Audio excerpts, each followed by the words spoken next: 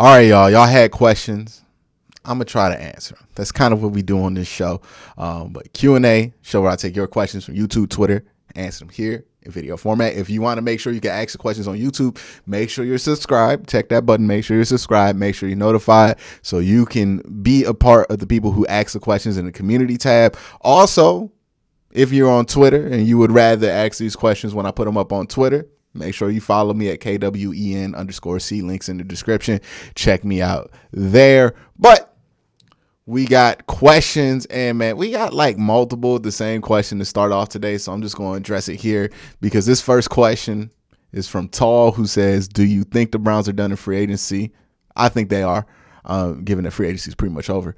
But also, if the Panthers start a fired up Baker Mayfield week 1, do you think this defense can lock him in so Brissett can get the job done if Watson gets suspended?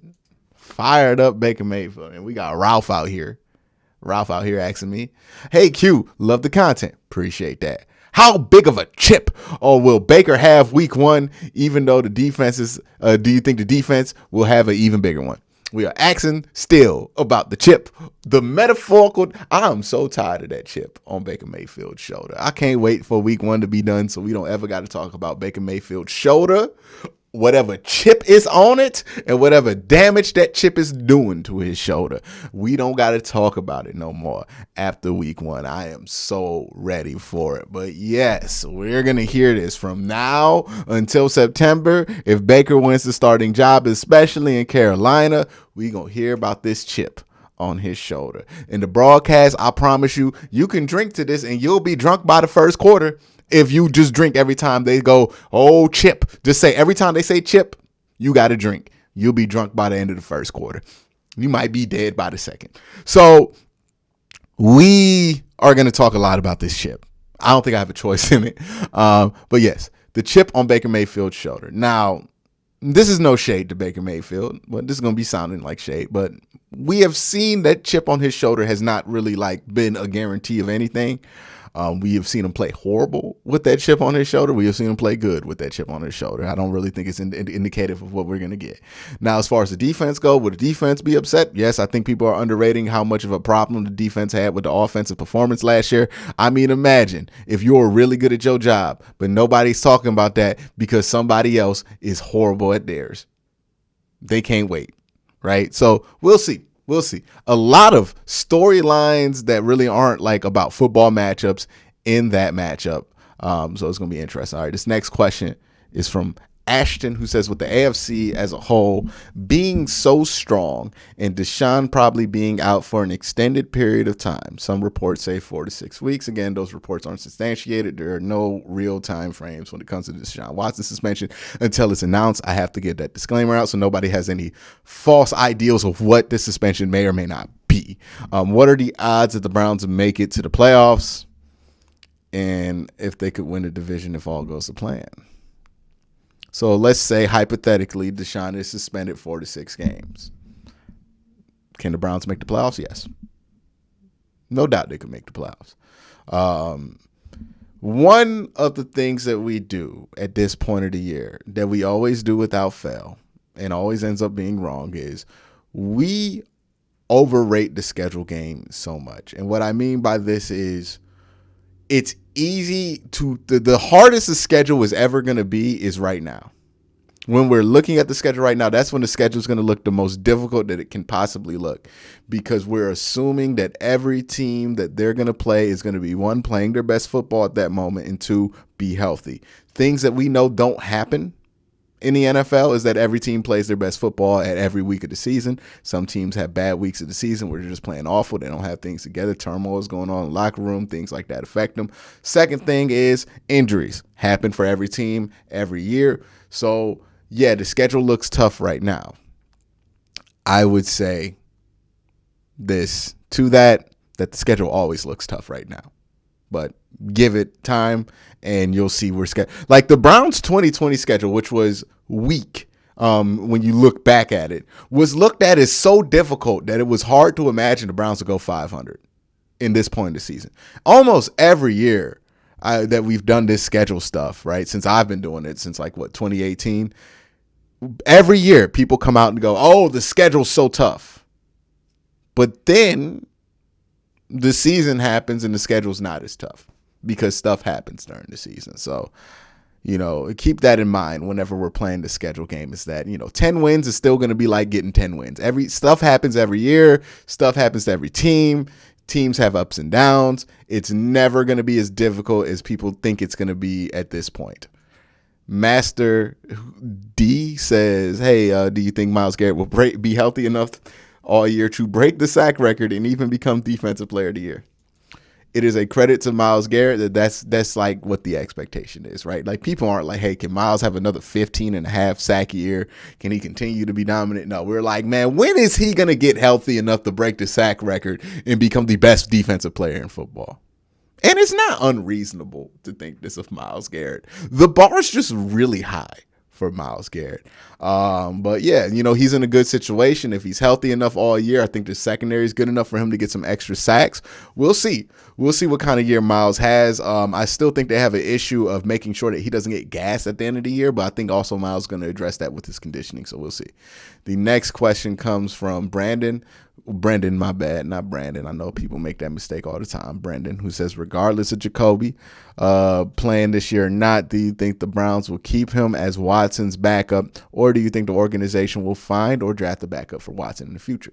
This is an interesting question, because this organization has showed a willingness to be able to invest in the backup position, right? They spent $8 million on Case Keenum last year. Well, not last year. That was 2019? No. That was last year. It's 2020. That was with Andrew Berry. Okay. So Andrew Berry spent $8 million to get Case Keenum a couple years ago. And then when it comes to Jacoby Brissett, they paid him about $4 or $5 million to be the backup this year. It's going to be dependent on how well Jacoby plays when he does play, or if he does play. Let's say Jacoby goes out there, goes like 4-0, looks great. He's probably going to get an opportunity to start somewhere else, which means $15 million. They'll probably lose him at that point.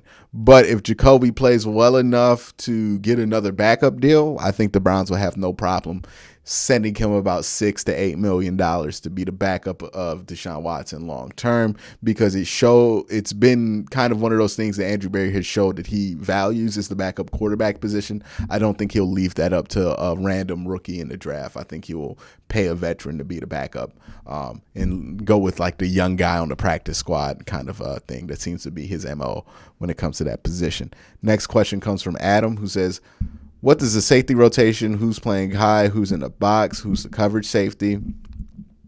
In my perfect world, the coverage safety would be Grant, because he has the most athletic ability.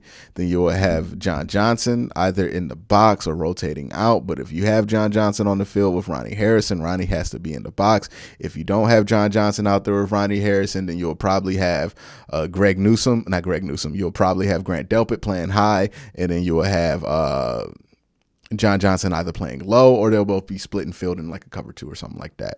But yeah, I think the responsibility is going to be divvied out. I don't think we're going to see as much as John Johnson in the box as I would like, even though I think he's going to be pretty good there. I think they'll still use Ronnie Harrison, who's still on the team, for that.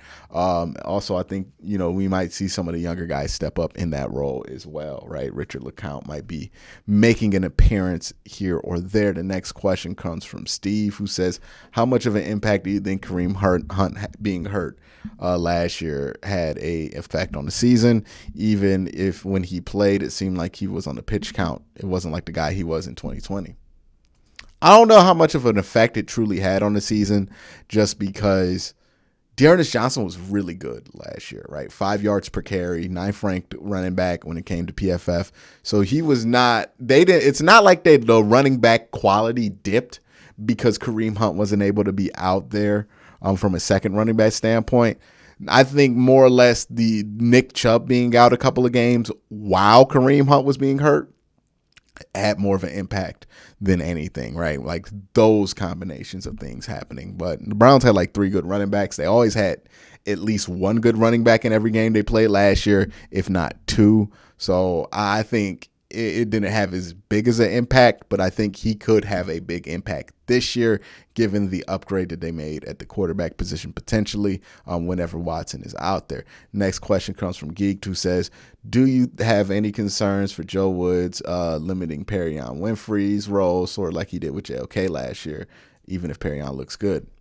No, I don't, because Perrion plays 3-tech, and ain't much you could do to limit a 3-tech, right? Like, unless you want Perrion and you don't want Perrion like out here in drop coverage and everything, like you're not gonna want that for him. So there's really nothing for him to limit. I think what he did with JOK last year was actually smart, right? You want JOK to just learn how to be a good linebacker before you overwhelm him with all of this stuff and confuse him, because then you give him different rules and different situations that you might not be used to. So you wait until he's mastered linebacker before you go and like throw a bunch of things at him. I think that's a fair way to do it, given that the linebacker position is one of the most complicated and mentally taxing positions in football.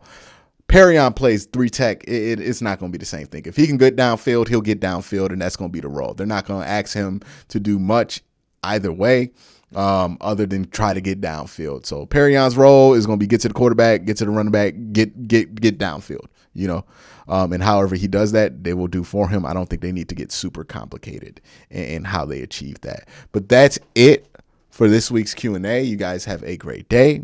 Have an excellent night. Appreciate y'all for coming. Goodbye.